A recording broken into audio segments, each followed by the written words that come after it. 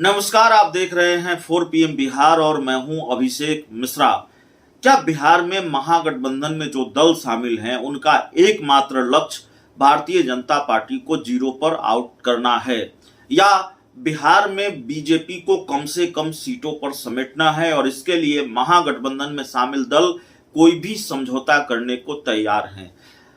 ये सवाल है और ये सवाल और वाजिब हो गया है जब कांग्रेस के प्रदेश अध्यक्ष डॉक्टर अखिलेश सिंह का एक बयान सामने आया है और उसी से ये सवाल है कि क्या जहर पीने को तैयार है। राजनीति में जहर पीने का मतलब समझौता होता है और बड़े समझौते होते हैं, मुश्किल समझौते होते हैं, उसको जहर पीना राजनीति में कहते हैं। राजनीति में जहर पीने का मतलब जहर पी लेना नहीं होता है, हम उस जहर की बात नहीं कर रहे हैं।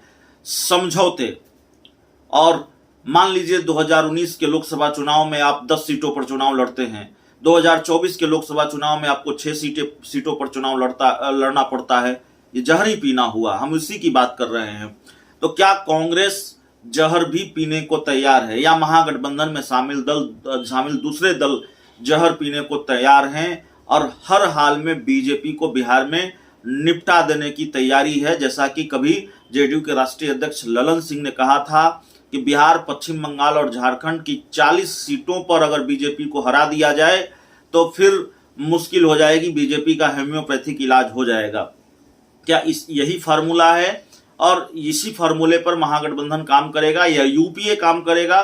बिहार की बात हम इसलिए कर रहे हैं क्योंकि कल कांग्रेस के प्रदेश अध्यक्ष अखिलेश सिंह का बड़ा बयान सामने आया है। अखिलेश यादव नहीं, माफ कीजिएगा, कांग्रेस के प्रदेश अध्यक्ष डॉक्टर अखिलेश सिंह ने यह कहा है कि बीजेपी को जीरो पर निपटाना लक्ष्य है, जीरो पर आउट करना लक्ष्य है। सीट कोई मुद्दा नहीं है और हो सकता है कम सीटों पर भी चुनाव लड़े, हो सकता है ज्यादा सीटें भी मिल जाएं।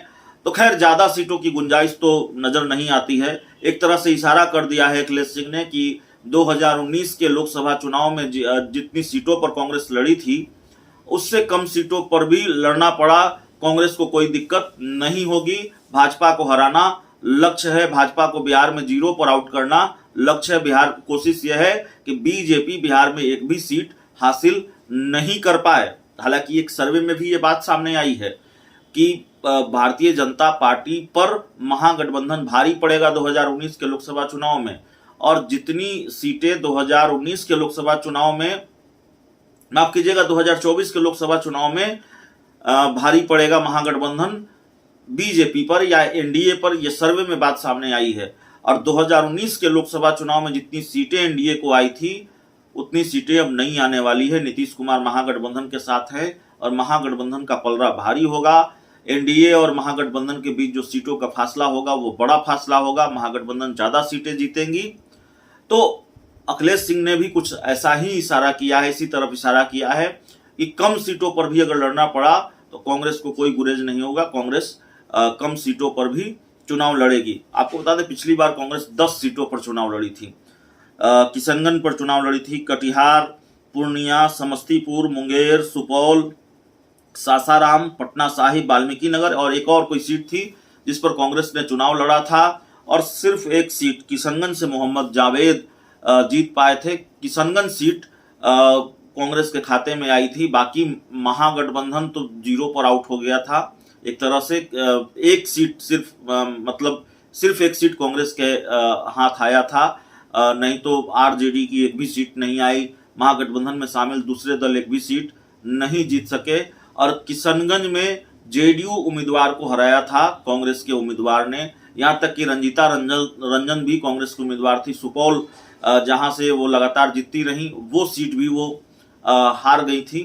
तो खैर, कांग्रेस ने 10 सीटें 2019 के लोकसभा चुनाव में लड़ी थी, लेकिन अब कांग्रेस उससे कम पर लड़ने को भी तैयार है। और कांग्रेस के प्रदेश अध्यक्ष ने कह दिया है कम सीटें भी मिलेंगी, हो सकता है ज्यादा सीटें भी मिलेंगी, तो कोई दिक्कत नहीं है, समझौता करेंगे लेकिन बीजेपी को जीरो पर आउट करेंगे। तो भारतीय जनता पार्टी की मुश्किल यह भी है कि लक्ष्य बना लिया है, टारगेट बना लिया है और समझौता करने के लिए भी तैयार हैं, सीटों की कुर्बानी देने के लिए भी महागठबंधन में शामिल दल तैयार हैं, कांग्रेस तैयार है, लेकिन भाजपा को निपटा देंगे। तो देखिए 2024 का लोकसभा चुनाव बहुत महत्वपूर्ण होने वाला है। इस चर्चा में, इस रिपोर्ट में इतना ही। बहुत बहुत धन्यवाद।